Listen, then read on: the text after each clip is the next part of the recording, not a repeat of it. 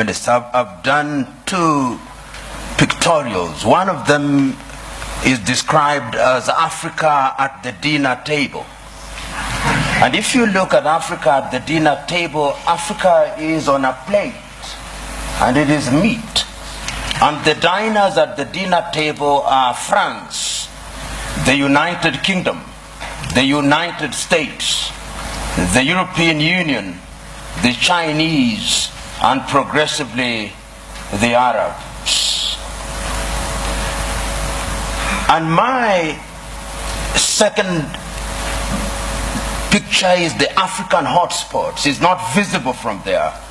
But if you look at Africa today and you make a clean sweep with your mind, there are different conflicts of different intensity in Somalia, in northern Mauritania, in northern Mali, in Central African Republic, Democratic Republic of Congo, Guinea-Bissau, in the Cameroons, in South Sudan, and one can go on and on.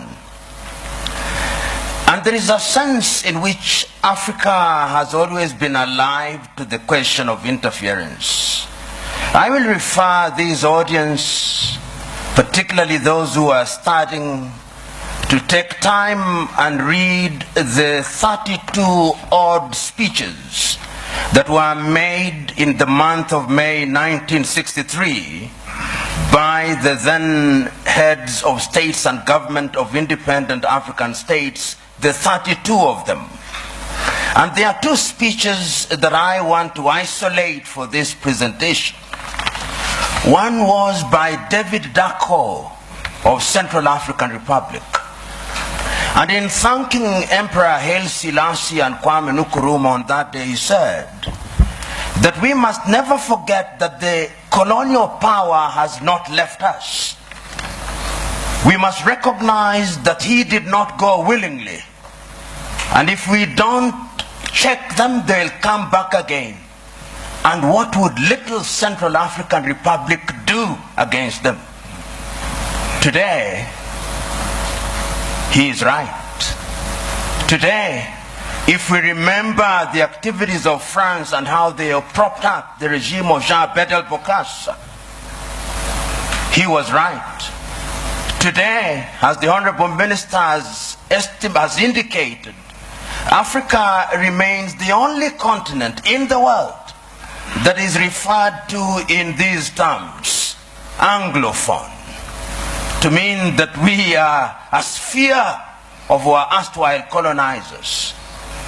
About 2 weeks ago, there was a meeting of the Commonwealth in London, England. And a friend of mine who is an Anglophile sent me the photograph very gleefully, saying this is a meeting of 53 equal states. I told him, no. If it was so, why is it that the leadership of the Commonwealth is hereditary rather than rotational? In other words, in the minds of the British, her former colonies are still under her tutelage. And I want to submit to us that in the minds of what I'll call the conceptual West, they think they have a divine duty to instruct Africans what to do. True. And in the minds of many African leaders, they think that they have a divine duty to accept what they are told. That, in my view, is what the Honorable Minister was talking about, the mindset. And this is something that has been examined. We have seen France and its very pernicious presence in Africa. We know what they did in Burkina Faso against Thomas Sankara. We know what they did in Mali or the Sudan against Modibo Keita or against Sekou Touré in Guinea. Pernicious to the core. The Portuguese, we know what battles had to be fought in that area. And let me put this very bluntly. When the former leader of Portugal, Marcelo Caetano, was asked, why can you not allow the colonies to gain independence. This is what he said in substance. As I have examined world history over the years, the following have emerged: that the Caucasians have been responsible for monumental discoveries in the development of man. So have the Chinese, so have the Arabs. But the Africans have been responsible for nothing. They are only fit as hewers of wood and drawers of water. And I want to submit to you who are present here that in the conceptual West and guarded moments, that is what they think. And that is how they relate to Africa. So the whole idea that they will interfere is something that they think is their God-given duty. I said there were two speeches in 1963 that I wanted to refer to. I referred to David Dako. The second one was the speech by Kwame Nkrumah. And Kwame provided the solution. He did not complain about colonialism. He said, we must live here with one army, with one command. We must live here with one currency. We must live here with one currency, one country. I do not know where its capital will be, but I suggest Leopoldville or Bangui. Other leaders may have their thoughts. Kwame was right, but who listened to him? Several years down the line, and I've said it in my paper, there were coup d'etats which were engineered, there were mutinies which were engineered, and other forms of destabilization. And I want to believe that the person who actually said it very well in the 1980s was the former American President Ronald Reagan. He said, the United States of America does what is in her best interest. And I agree with him.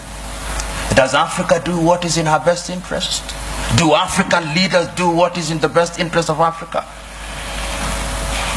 Interference will be there in very blatant and brazen ways and in subtle ways. I've always asked, until very recently, how many African countries manufactured bullets? Very few.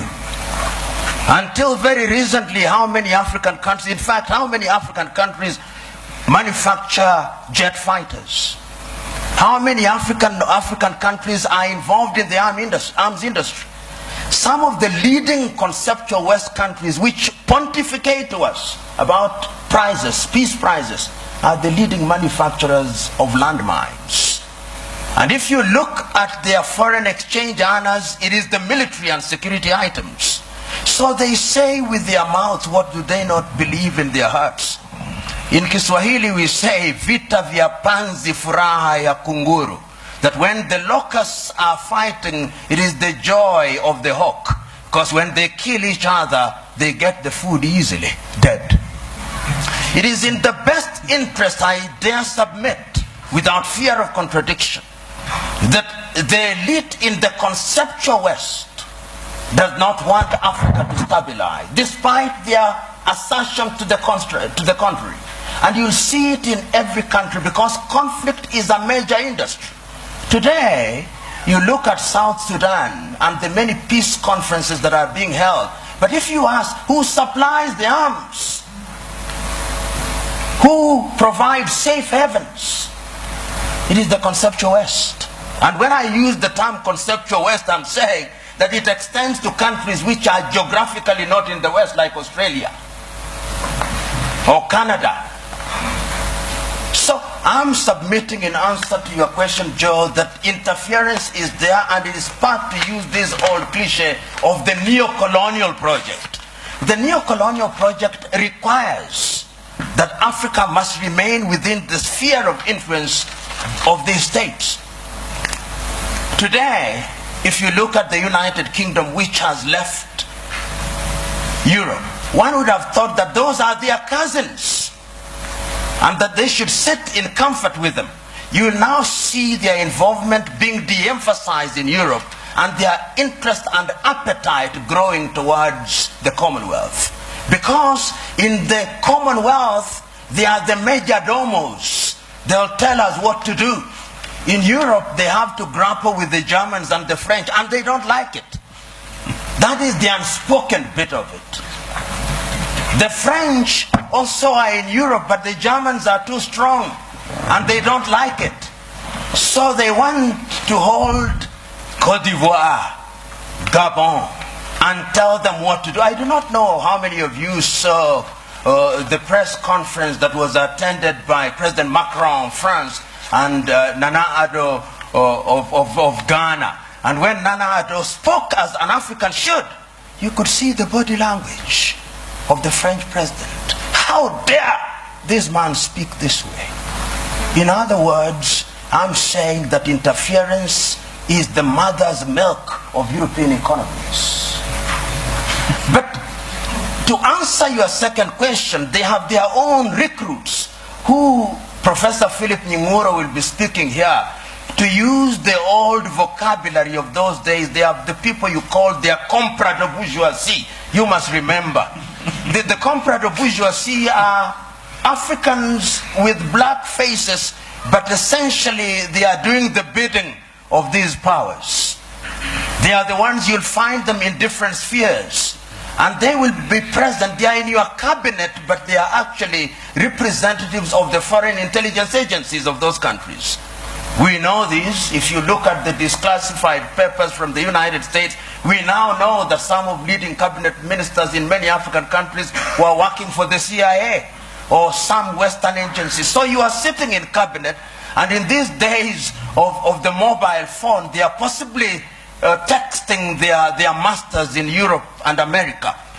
So interference is also exacerbated by these comprador bourgeois for their own benefits. And it has never changed, Honorable Minister.